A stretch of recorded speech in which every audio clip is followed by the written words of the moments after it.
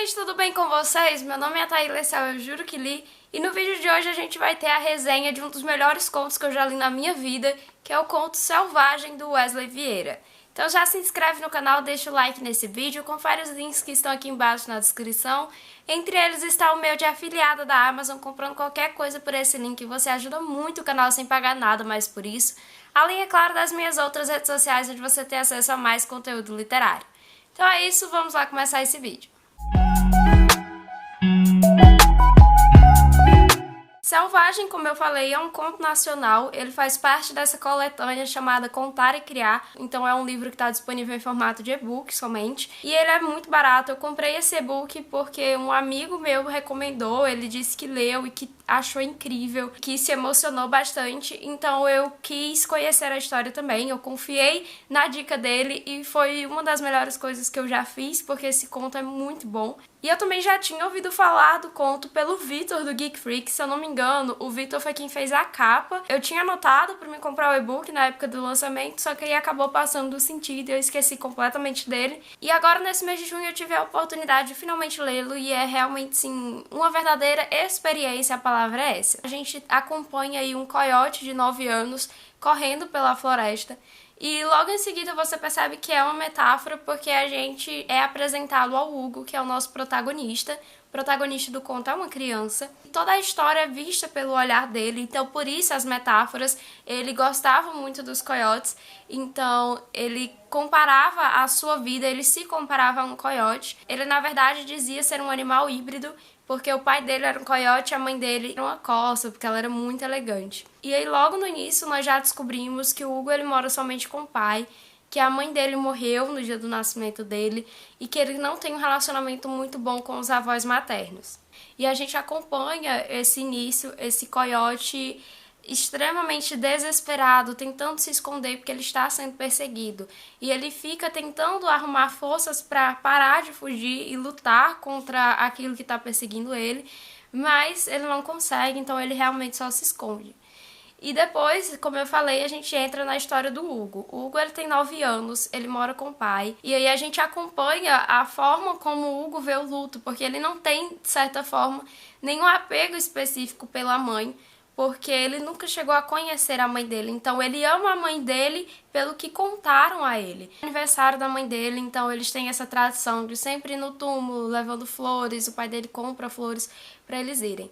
E aí o Hugo, ele fica sozinho em casa enquanto o pai trabalha, e ele não tem um relacionamento muito bom com os avós maternos, como eu falei, porque os avós ficaram muito fechados depois da morte da filha, e eles meio que, de certa forma, não porque querem, não diretamente, acabam culpando o Hugo por não terem mais a filha com eles. É uma verdadeira história sobre dramas familiares, sobre problemas familiares, mas do ponto de vista de uma criança. E aí o Hugo, ele descreve a família dele, né, o pai dele como um coiote, porque diz que o pai dele, ele era pobre, ele sempre teve que batalhar o tempo todo. E já a mãe do Hugo, ele descreve a própria mãe como uma coiote por escolha, não por natureza. Era muito rica, os avós maternos deles são muito ricos.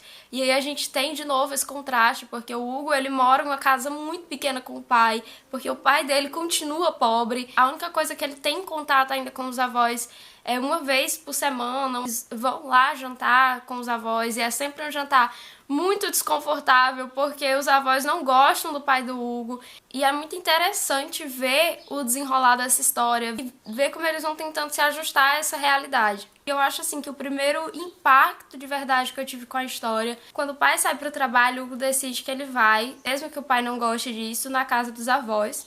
Ele vai tentar colher as lavandas, que eram as flores preferidas da mãe, para poder levar para o túmulo dela, em vez de só levar os girassóis de sempre. E aí o Hugo chega na casa, a avó acaba flagrando ele, e os dois têm uma espécie de mini discussão, porque a avó dele é muito rígida com o Hugo. E aí, como eu falei, aquela coisa dos avós terem certo bloqueio emocional, eu acho que a palavra seria essa, para lidar com o neto.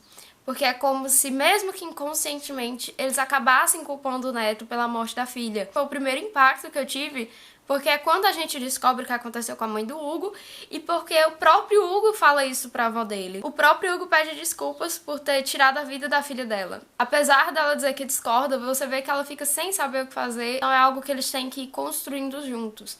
E diferente do Hugo e do pai, que eles têm uma super conexão, apesar de todos os defeitos, apesar do pai não ser um pai perfeito, eles têm uma conexão muito legal. É muito bonitinho quando eles constroem uma cabana no meio da sala, que eles chamam de a toca, que meio que vira o refúgio dos dois. E aí o que faz esse livro ser tão especial, além da temática que ele traz, é que o autor trabalha essa temática muito bem. Todas as problemáticas que ele coloca no conto, mesmo sendo uma história tão curta, elas são resolvidas e elas mexem com você. É impossível você terminar de ler esse livro sem se emocionar. É uma história que mexe com todos os sentimentos possíveis que você tem. Ela traz momentos de felicidade, ela traz momentos de tristeza, muita tristeza, mas é uma história muito tocante, muito emocionante, muito bem escrita. Eu não sou muito de trazer resenha de conto pra cá pro canal, porque geralmente não rende um vídeo de tamanho muito bom. Mas eu precisava trazer esse aqui porque foi um dos melhores livros que eu li nesse primeiro semestre de 2022.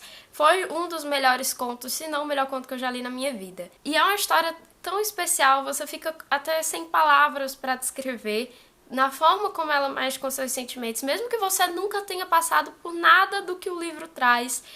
É tão bem escrito, as metáforas que ele faz com o coiote, que às vezes você tem a sensação de estar lendo uma fábula ali no início e vai intercalando essa fábula com o que a gente está vivendo de verdade no Hugo. Tem um plot twist no final que é assim de destruir a sua alma.